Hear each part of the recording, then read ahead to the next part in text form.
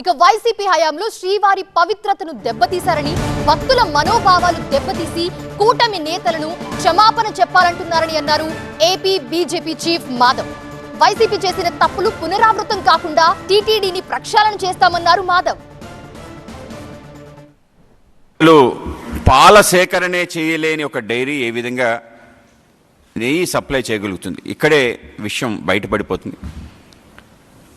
రెండో అంశం, 390 రూపాయలు 19 రూపాయలకి నెయ్యి రాగలిగే వ్యవస్థ ప్రపంచంలో ఎక్కడైనా ఉందా? అది నెయ్యి అనబడుతుందా?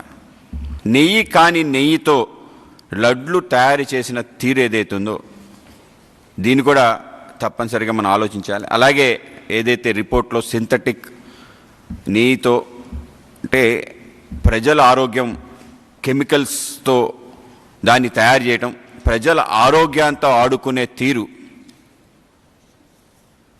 అత్యంత పవిత్రంగా భావించి భక్తులు స్వామివారిని సేవ చేసుకొని వెళ్తున్న తరుణంలో తీసుకోబోయే అతి పవిత్రమైన వస్తువుని పైన ఈ విధంగా చేయాలి అనే ఒక మనస్తత్వం ఏదైతే ఉందో వాళ్ళ యొక్క దృష్టి ముఖ్యంగా రాష్ట్రంలో అన్య మతస్థుల యొక్క ప్రాబల్యం పెంచే ఒక ప్రయత్నం, దాన్ని ఒక ఓటు బ్యాంక్గా మార్చుకోవాలనే ఒక ఆలోచన, దీనికి పరాకాష్ట ఇది. ఇవాళ పవిత్రమైన నెయ్యి బదులు ఇవాళ సింథటిక్ నెయ్యి వాడినందుకు క్షమాపణలు చెప్పాలా.